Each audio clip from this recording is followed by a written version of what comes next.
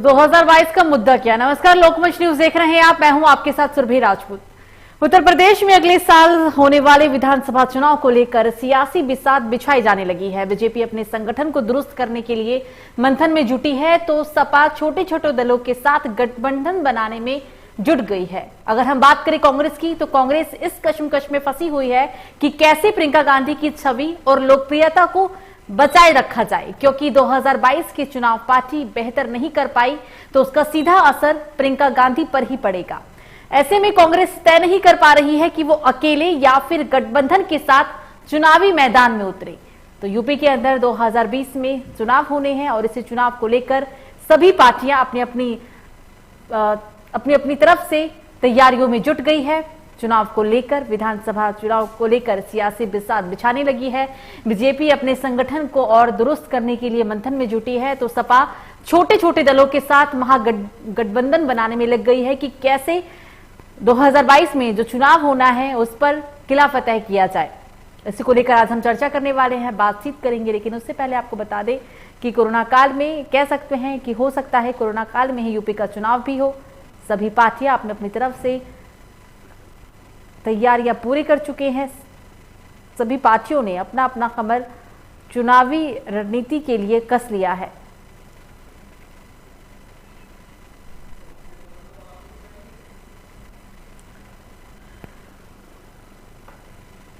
तो इस बार यूपी का चुनाव कांग्रेस के लिए भी बहुत अहम होने वाला है, क्योंकि कांग्रेस को ऐसा लग रहा है कि कैसे प्रियंका गांधी की छवि और लोकप्रियता को बचाए रखा जाए। प्रियंका गांधी वाड्रा कांग्रेस पार्टी में एक अहम भूमिका निभाती हैं। उनकी लोकप्रियता काफी ज्यादा है और उसी लोकप्रियता को बचाने के लिए कैसे यूपी में चुनाव लड़ा जाए, उनकी लोकप्रियता का इस्तेमाल किया जाए और यूपी के अंदर कांग्रेस अपना किला फतेह करे, इन सभी चीजों को लेकर रणनीति तैयार हो रही है। 2022 के चुनाव पार्टी बेहतर अगर नहीं कर पाती है तो उसका सीधा असर यहां कांग्रेस पार्टी में प्रियंका गांधी पर ही पड़ने वाला है।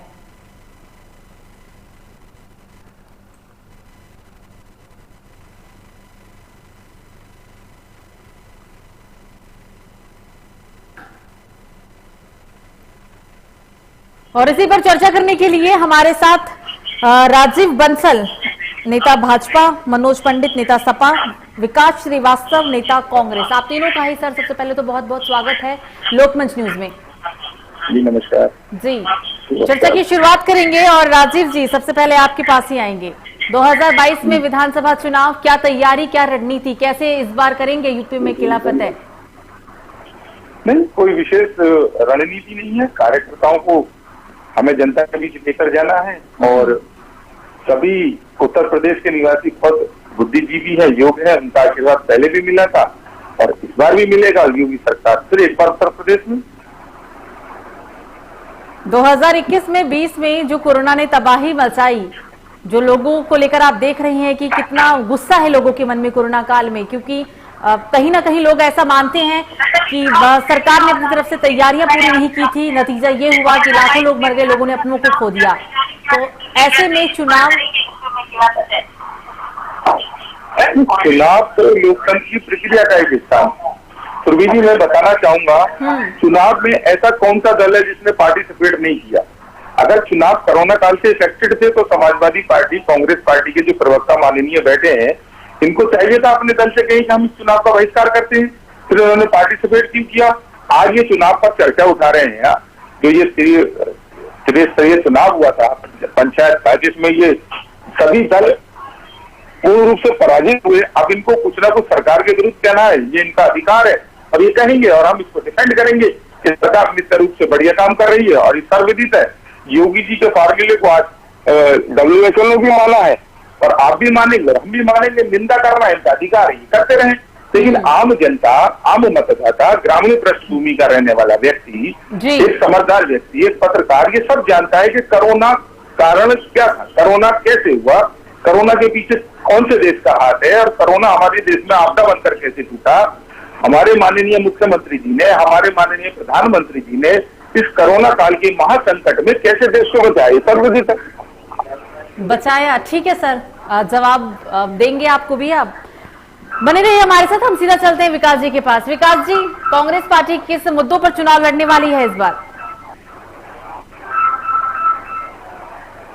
उत्तर प्रदेश में कांग्रेस पार्टी बेरोजगारी, किसानों के मुद्दे पर अपनी पूरी रणनीति का खुलासा कर चुकी है, क्योंकि हम लोगों ने शुरू से ही अपने न्याय पंचायत स्तर पर हमने उत्तर प्रदेश के सभी न्याय पंचायतों में अपने जल से प्रोग्राम कर चुके हैं और हमने अपने सांगठनिक ढांचे को इतना मजबूत कर रखा है कि हम भारतीय जनता पार्टी की जितनी भी जन विरोधी नीतियां हैं उनको उजागर करने के साथ बेरोजगारी और किसान मुद्दे पर आर पार की लड़ाई लड़ने के लिए कौन सी रणनीति को उजागर करेंगे और क्या जनता के बीच किन बातों को लेकर जाएंगे? कौन सा मुद्दा होगा ऐसा? मैंने बताया ना कि बेरोजगारी उत्तर प्रदेश का सबसे बड़ा मुद्दा है। उत्तर प्रदेश का सबसे बड़ा मुद्दा और बेरोजगारी। कोविड प्रबंधन और अव्यवस्था को लेकर जिस तरीके से देश की जनता त्राही कर रही है, उत्तर प्रदेश की जनता जिस तरह त्राही कर रही है, वो नहीं है। गांव गांव में, शहर के हर वार्ड कोने में लोग, कोई ऐसा परिवार नहीं है जिसमें भारतीय जनता पार्टी की कोविड प्रबंधन की जो घोर अनियमितता व्यवस्था थी उसका शिकार ना हुआ। लेकिन विकास जी, जो WHO ने योगी सरकार की पीठ थपथपाई है, जैसा आज की ही ये पूरी खबर है कि उनका कहना है कि यूपी एक ऐसा देश का मॉडल बनकर उभरा, सबसे ज्यादा टेस्टिंग यहीं पर हुई। तो लगता है कि जो कोरोना को लेकर अभी तक हम बात कर रहे थे यूपी के अंदर की कोरोना की वजह से स्थिति बिगड़ी, हम नियंत्रण नहीं कर पाए और योगी सरकार ने अच्छा काम नहीं किया, इस बात को नकार दिया WHO ने, क्योंकि ये WHO तो किसी पार्टी से ताल्लुक तो रखता नहीं, ना वो कांग्रेस का है ना वो बीजेपी का है। सुरभि जी मैं एक बात कहना चाहूंगा, अगर आप मुझे आज्ञा दे तो। बिल्कुल इजाजत है, पहले विकास जी को अपनी बात पूरा करने दिए। जी बोलिए।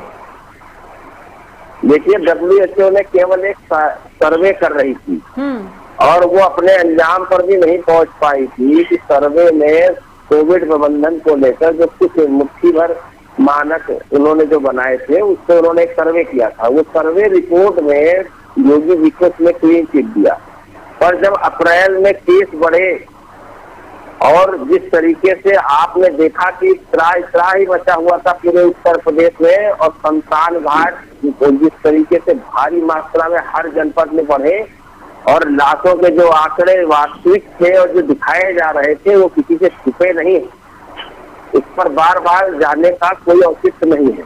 और सच जो है हिंदुस्तान और उसकी जनता के दिल दिमाग में बहुत जल्दी घर कर जाता है।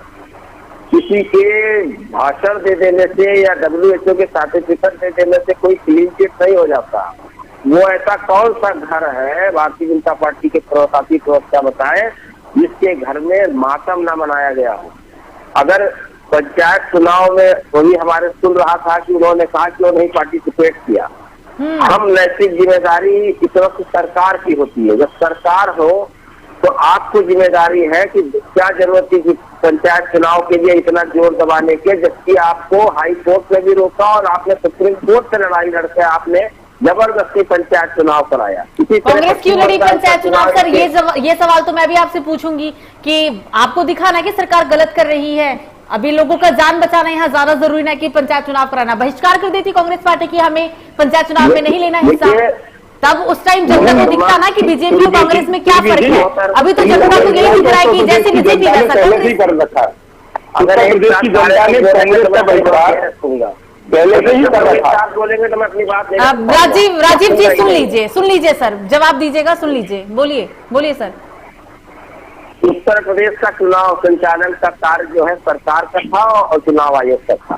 चुनाव आयोग ने DM अधिकारी जितने हैं यही चुनाव आयोग हो जाते हैं, यही चुनाव अधिकारी हो जाते हैं। उत्तर प्रदेश की सरकार का कोई नैतिक धर्म है कि नहीं? आप चुनाव कराएंगे और पंचायत में और जिला पंचायत के अंदर जो माननीय सदस्य जो लोग उम्मीद रख रहे हैं, उम्मीदवार हैं, उन्होंने नामांकन करना शुरू कर दिया और इसके बाद आपने कोविड के बीच में जो आपने प्रोटोकॉल का वादा किया था हाई कोर्ट में, सुप्रीम कोर्ट में, जिसके आधार पर आपको चुनाव करवाने की परमिशन दी, उसका आपने अनुपालन नहीं किया। पोलिंग पार्टियों को आपने कोविड-19 का जो टीका लगता है उसको नहीं लगवाया, उनकी जांच नहीं करवाई और सीधे आपने उनको भेज दिया जिसमें 1600 से ज्यादा लोग मरे। और आप उसके आंकड़े देखते हैं 3। इसी तरह आप किताबी आंकड़े दिखा रहे हैं कि हमें WHO का सर्टिफिकेट दे दिया, पर उत्तर प्रदेश की 22 करोड़ से ज्यादा की आबादी जो है वो अपना सर्टिफिकेट 2022 में आपको देगी। आप हमसे डिबेट जीत सकते हैं, अब आप मेरी आवाज दबा सकते हैं इंटरेस्ट करके, पर उत्तर प्रदेश की 22 करोड़ की जनता जिसके घर में आपने मातम का माहौल बनाया है, जिनके घर में आपने अंधेरा किया है, उसका सवाल का जवाब अब चुनाव में आपको जरूर मिलेगा। और पंचायत चुनाव में भी आपको बहुत करारा जवाब मिला है। आप प्रचंड बहुमत की सरकार बनाने वाले यशस्वी मुख्यमंत्री हैं, गोरखपुर और बनारस में आप बुरी तरीके से पंचायत चुनाव हारे। आपको मुगालपन में रहने की आदत हो गई है, क्योंकि आप ढंग की स्थिति और शाइनिंग इंडिया का प्रोजेक्ट लेकर चलते हैं, मेक इन इंडिया का प्रोजेक्ट करते हैं, तो भारत ही आपने बेच दिया। हिंदुस्तान का जितना भी 70 साल में कांग्रेस पार्टी और गैर कांग्रेसी सरकारों ने किया, भारतीय जनता पार्टी की मौजूदा सरकार ने सब कुछ बेच दिया। आपकी उपस्थिति वही है कि किसी के बाप दादा ने करोड़ों रुपया कमा के रखा हो, बड़ी बड़ी फैक्ट्रियां मिल मालिक बनाते रखा हो बेटे को, और वो सारा रुपया बटोर करके बेच के बताओ मैंने कई अरब रुपया कमा लिया। ये आपकी कमाई नहीं है, आपने केवल हिंदुस्तान बेचा है। और हिंदुस्तान का इंफ्रास्ट्रक्चर जो आपकी स्वास्थ्य सेवाएं थी, ऑक्सीजन जैसी चीज आप नहीं दे पाए, सार्वजनिक टैंकर तक आप नहीं उपलब्ध करा पाए। और आपकी गंगा में आपने देखा किस तरीके से आपकी सरकारों ने भाषण दे रहे हैं, अगर भाषण दिलवाना है तो आपकी सरकारों ने डिसोल्व कर दिया। ठीक विकास जी, ठीक है, बहुत सारे सवाल हो गए सर। विकास जी, बहुत सारे सवाल हो गए, जवाब सुन लेते हैं थोड़ा थोड़ा। टीका आप कब लगा रहे हो जब राहुल गांधी अरे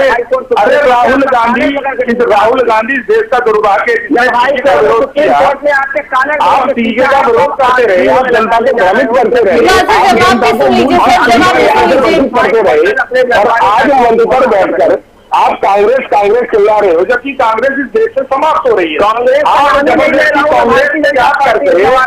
आपके पास कोई मुद्दा नहीं है, आपके पास मुद्दा क्या है? विकास भाषण दे रहे थे, आप लगातार भाषण दे रहे थे, ऐसे भाषण लगातार 5 घंटे चलाइए, लेकिन तर्क आपके पास क्या होता है? आज यूपी में आपको गठबंधन करने की क्या आवश्यकता पड़ रही है? अरे आप यूपी में कोई मुद्दा नहीं होने के कारण, क्या कहते हो?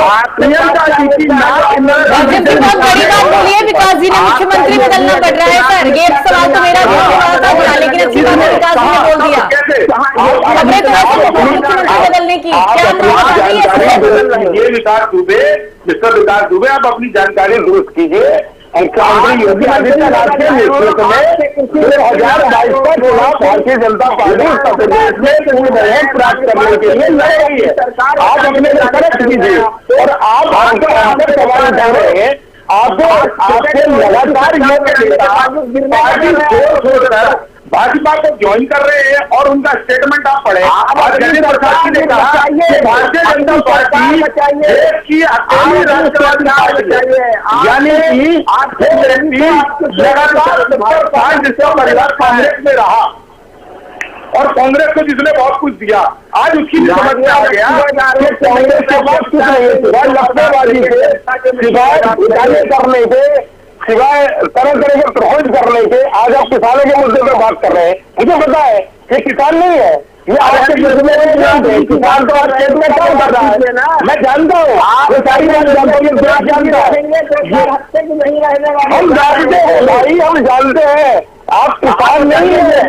आपने किसानों के नाम पर कुछ एजेंट ऐसे चल रहे हैं जिससे भारतीय जनता पार्टी की सरकार, योगी जी की सरकार, इससे कोई आरोप लगा सके, लेकिन आप कर लीजिए तैयार, मुख्यमंत्री आप कर लीजिए तैयार, आप याद करिएगा, याद रखिएगा, इस देश का नागरिक डालता है, मंच में बैठने वाला नेता या ट्वीट करने वाला नेता वोट नहीं डालता, वो वोट डालने वाला जिसको आज योगी जी की सरकार ने लगातार लाभ दिए हैं, इस देश से बचाकर रखा है, इस कोरोना से बचाकर रखा है इस देश को।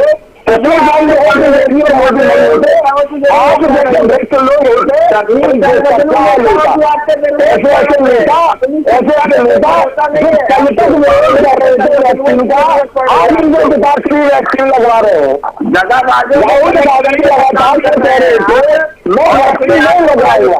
यानी कि इसीलिए फ्री वैक्सीन का कार्ड खेला गया है राजीव जी की फ्री वैक्सीन लगेगी सबको? नहीं, ये कार्ड नहीं है, ये देश की आवश्यकता है। और देखिए एक साल पहले आप उत्तर नहीं थे सर, दूसरे वेव को अभी आप लगा की आवश्यकता है कि दूसरी लहर में ग्लोबल टेंडर की देश का विनाश ना हो जाए। ग्लोबल टेंडर का मतलब आया, टेंडर का समय और अभी लगाया नहीं, ये तो हमें केंद्र सरकार की चीजें। लेकिन धन्यवाद दीजिए आप मोदी जी का, जिन्होंने जनहित में, देश हित में, गरीबों के लिए, इस देश के पिछड़े अगड़े कमजोर सबके लिए ये ऐलान किया, इस देश में रहने वाले प्रत्येक नागरिक को वैक्सीन फ्री लगेगी, वरना उनके वही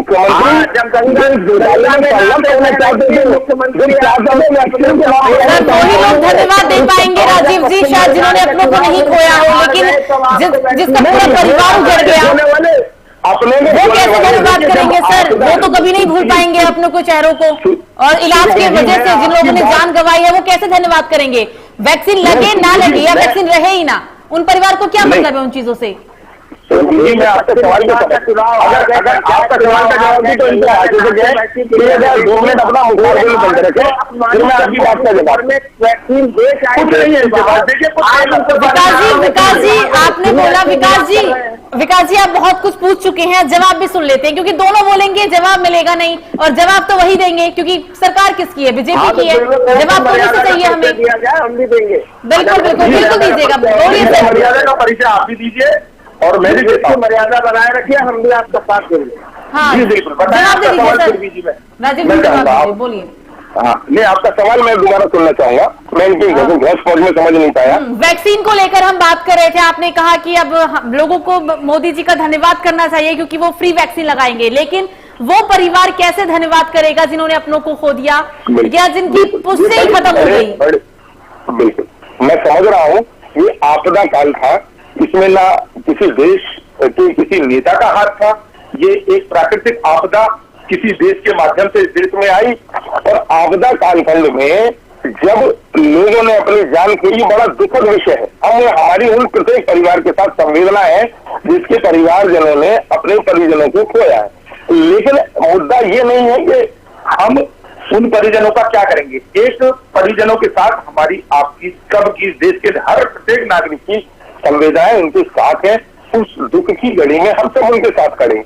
लेकिन अब जो लोग बचे हैं उनको बचाना भी हमारी प्राथमिकता है, उस प्राथमिकता में विपक्ष को एक अच्छे विपक्ष की तरह आगे बढ़कर कोरोना से लड़ने में अपना सहयोग प्रदान करना चाहिए।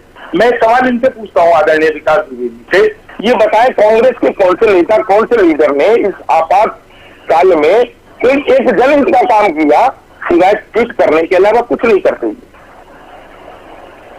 अगर जनता के बीच इनकी उपस्थिति होती तो आज कांग्रेस की स्थिति ऐसी नहीं होती। आज हम जानते हैं, सबको पता है, केवल उत्तर प्रदेश नहीं, देश नहीं, विदेश नहीं, दुनिया का सबसे बड़ा राष्ट्र अमेरिका, सबसे शक्तिशाली राष्ट्र अमेरिका, वो भी कोरोना से लड़ रहा है, और वहां का कोरोना की मृत्यु दर संख्या ब्राजील, अमेरिका के बाद भारत की आती है, लेकिन हम इतने सघन आबादी के बाद भी अपने आप में कंट्रोल करने में सफल रहे, ये हमारी उपलब्धि है।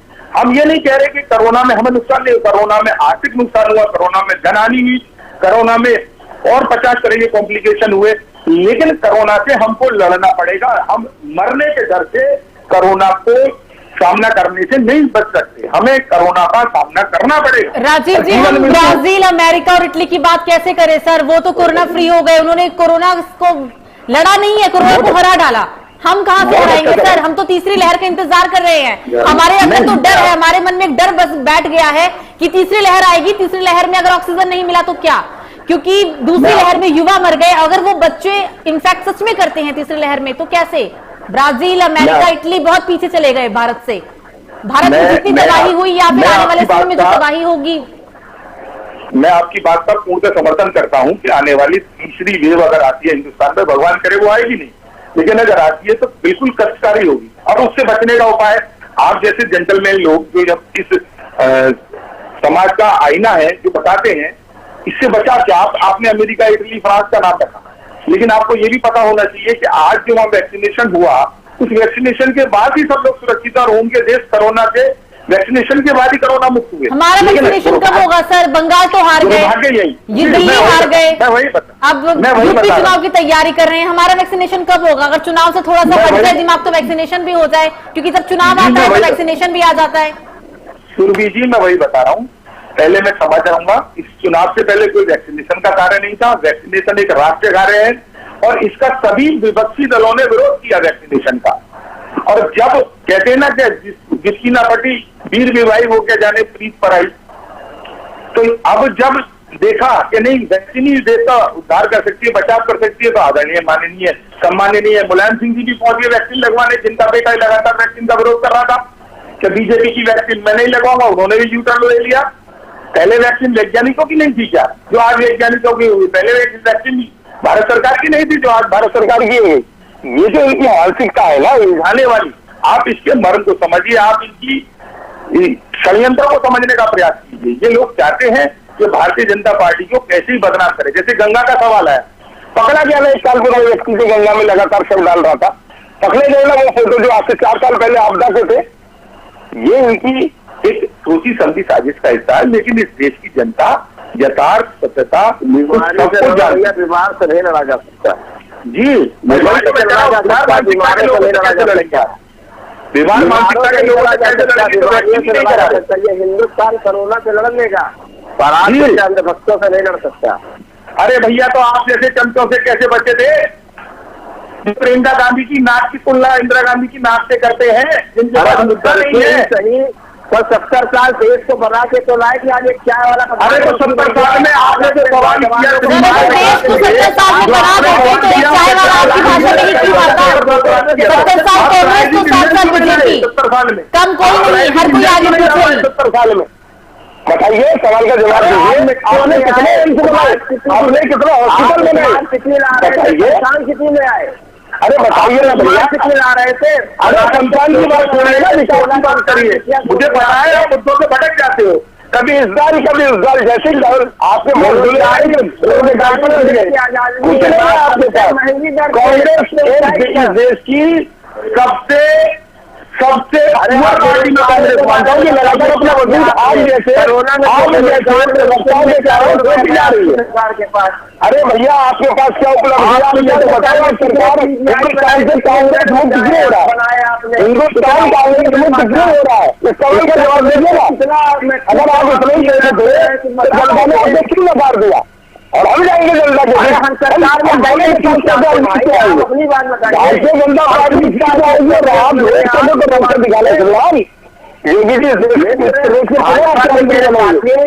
कम अगर ज्ञान ना हो तो अध्ययन कर लीजिए। हम 30 साल से सत्ता से बाहर हैं, केवल जनता के मुंह में आपके सवाल कर। अरे 14 में सरकार किसकी थी? राहुल 14 में सरकार किसकी थी?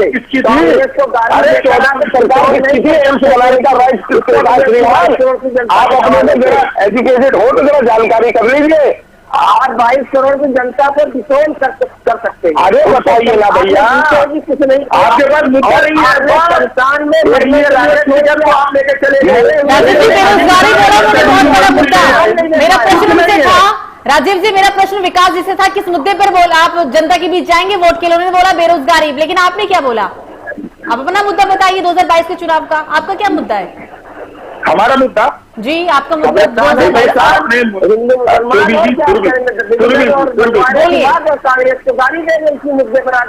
देखिए शुरू हो गए, बात नहीं बोलने नहीं, बोलने नहीं। इनके पास कुछ नहीं है, इनके पास ये है कि किसी को बोलने मत दो। इसके अलावा आपके पास कुछ है ही नहीं। अरे कुछ आपके पास क्या है? नाम लिए आपके पास क्या है? आपके पास क्या मुद्दा है? रायबरेली में जो आपने प्रोसेसिंग